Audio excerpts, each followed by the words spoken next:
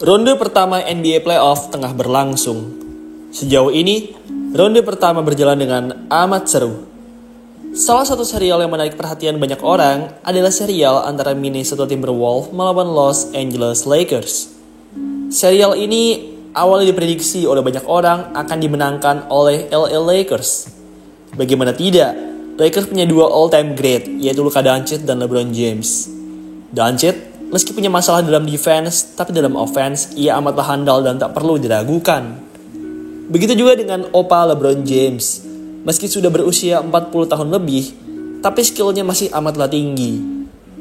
Sayangnya, sejauh ini, per tanggal 28 April 2025 ini, Lakers malah tertinggal dengan skor 3-1 dari Minnesota. Apa yang sebenarnya terjadi? Apakah kira-kira Lakers bisa bangkit dari keterpurukan ini? Sebelum kita menuju ke videonya, untuk teman-teman yang ingin bikin jersey basket atau jersey olahraga custom, maka AZ Sportwear jawabannya. Di AZ Sportwear, kalian bisa bikin jersey dengan desain dan warna apapun. Kalian juga bisa minta tolong admin AZ untuk desain jersey kalian. Oh ya, di bulan April 2025 ini, ada promo spesial, yaitu Rp70.000 untuk satu jersey. Murah banget kan? Tunggu apa lagi? Segera bikin jerseymu di AZ Sportwear. WhatsApp mereka di 0895 4260 91060. Di sepanjang sejarah NBA, hanya pernah ada 13 tim yang berhasil comeback usai tertinggal 3-1 di babak playoff. Dari 13 tim tersebut, salah satu tim yang pernah comeback adalah Cleveland Cavaliers di tahun 2016. Dan hebatnya, mereka comeback dari Golden State Warriors di NBA Finals 2016 yang lalu. Membuat mereka menjadi satu-satunya tim NBA yang berhasil comeback 3-1 di NBA Finals. LeBron Raymond James merupakan kapten sekaligus pemain terbaik di Cavs saat itu. Dan kini, 9 tahun berselang, LeBron kembali mengalami deja vu dan situasi serupa, yaitu tertinggal 3-1 dari Minnesota Timberwolves. Jujur saja, tak ada yang menyangka kalau Lakers bisa tertinggal separah ini. Pemain cadangan mereka mungkin memang tidak sebaik pemain cadangan Minnesota, tapi mereka punya starting five yang amat solid. Apalagi, mereka juga dipimpin oleh dua pemain mega bintang, yaitu LeBron James dan Luka Doncic. Di Game 4, orang-orang menduga bahwa Lakers dapat mencuri satu bola kemenangan dan membuat kedudukan jadi 2-2. Tapi sayang, dugaan orang-orang salah. Lakers sebenarnya seharusnya dapat memenangkan game ini. Di 3 kuarter pertama, mereka terlihat sangat menguasai permainan dengan leading dengan margin yang cukup jauh. Sayangnya, seperti yang saya bilang di awal, Lakers tidak punya bench yang dalam untuk bisa bersaing di NBA Playoff. Pada kuarter ketiga, Coach JJ Redick meminta seluruh starting dari LA Lakers untuk terus bermain. Redick berkata kepada 5 pemain tersebut bahwa mereka tidak akan di-sub kecuali mereka request untuk di-sub. Rencana ini berjalan dengan amat baik. Lakers bahkan sempat membuat larian 14-0 di masa tersebut, membuat plan ini terlihat amat menjanjikan. Sayangnya kekalahan menjadi masalah tersendiri dalam rencana ini. Para pemain Lakers memang tidak ada yang request untuk diganti, tapi kelelahan jelas terlihat, terutama kepada pemain utama mereka, Luka Doncic. Doncic yang memegang bola paling lama terlihat amat kelelahan. Ia bahkan sempat melakukan 2 buah turnover parah yang akhirnya menghabisi game ini.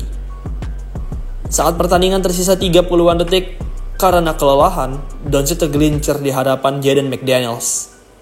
Untungnya Lakers masih punya timeout saat itu dan di tengah kerusuhan tersebut, ia pun mengambil timeout. Usai timeout, LeBron pun kemudian melakukan inbound. Ia saat itu mengoper bola kepada Luka Doncic.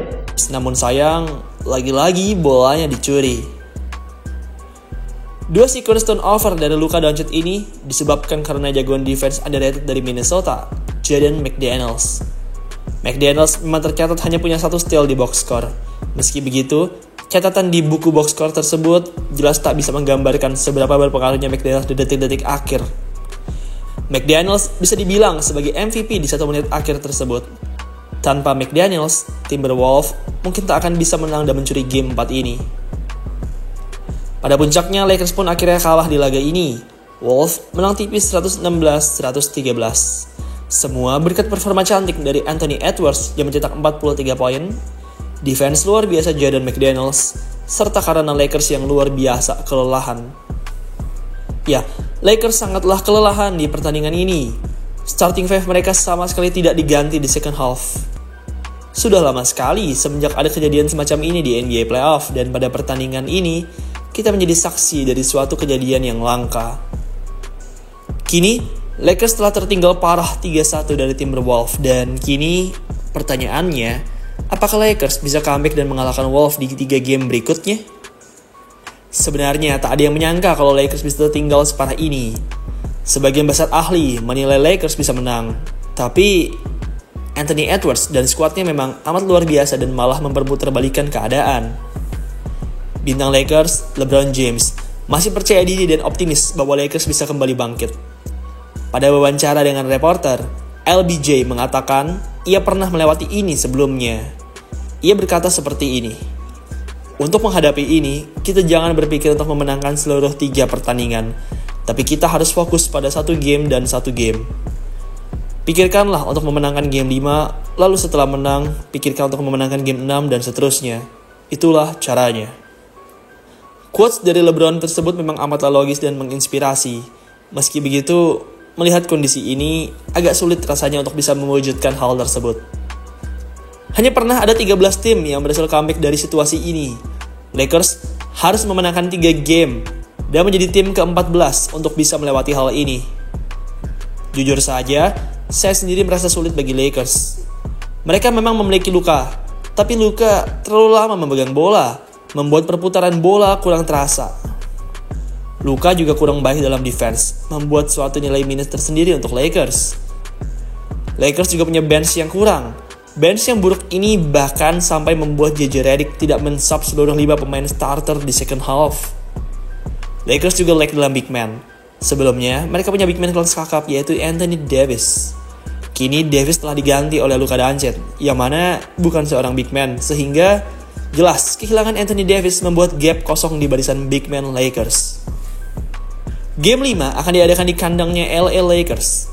Mungkin Lakers masih bisa mengambil game ini dan membuat kedudukan jadi 3-2. Meski begitu, saya tidak yakin kalau Lakers bisa memenangkan 2 game lagi dan membalikan keadaan jadi 4-3. Lakers memang tim yang amat difavoritkan. Meski begitu, skuad Timberwolves terlihat lebih mendalam dan lebih bermain sebagai tim. Mereka juga lengkap dari point guard sampai ke center, membuat mereka secara teknis lebih matang dan siap dari LA. Jadi, prediksi saya, Lakers tak akan mampu comeback dari posisi ini. Kurang dalamnya squad mereka, kurang apiknya defense Doncic, kurangnya perputaran bola di Lakers, serta lengkap dan solidnya permainan dari Minnesota Timberwolves menjadi pertimbangan mengapa saya berpikir Lakers tidak bisa melewati ini.